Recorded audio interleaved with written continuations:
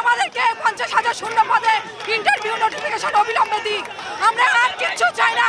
এইভাবে আমাদেরকে ধরে রেখে আটকে রেখে যাবে না, অবিলম্বে আমাদের নোটিশ দিক। হ্যাঁ, আর শিক্ষিত সমাজ মার খাচ্ছে, আর মূর্খ সমাজ আজকে এসি ঘরে বসে সবকিছু চালাচ্ছে। কেন শিক্ষিত বেকার যুবক এইভাবে মার খাবে কেন? আর কতদিন মার খাবো আমরা?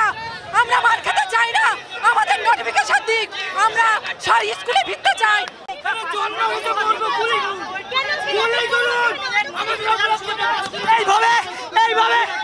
সুদীপ্তার দিকে আসো।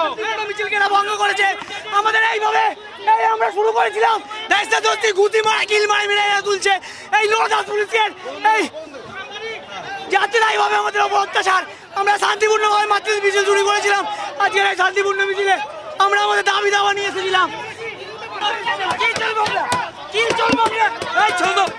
আমাদের দাবি হচ্ছে, আমরা 2022 সালে পরীক্ষা দিয়েছি ডিসেম্বর মাসে, কিন্তু এখন 2025 সালে চলছে, আমরা ইন্টারভিউ দিতে পারলাম না।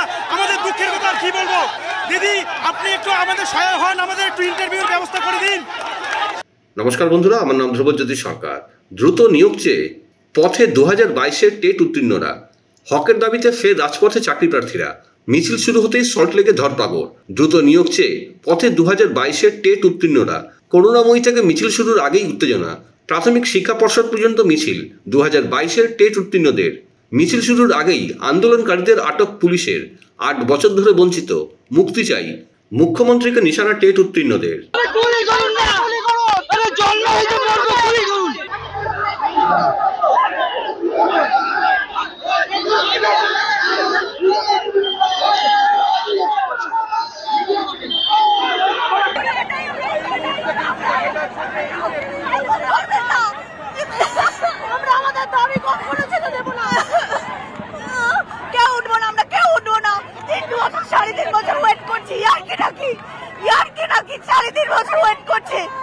শান্তিপূর্ণ আন্দোলন নিচ্ছে, তারপরে ওরকম করে বাধা দিইনি। আমরা আমাদের ন্যায্য দাবিতে আজ পথে।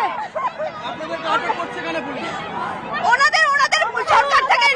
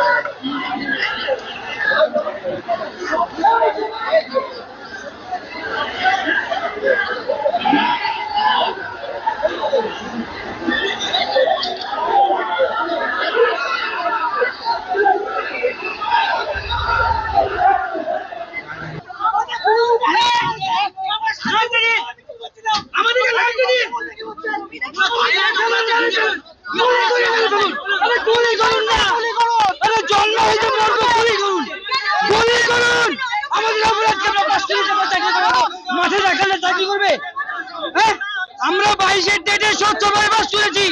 আমাদের কাছে আমাদের অপরাধ কি? বন্ধুরা, ভিডিওটি ভালো লাগলে দয়া করে লাইক শেয়ার করে দেবেন, আমাদের পেজটা ফলো করে নেবেন, আর আপনার মতামত কমেন্ট করে অবশ্যই জানান। ধন্যবাদ।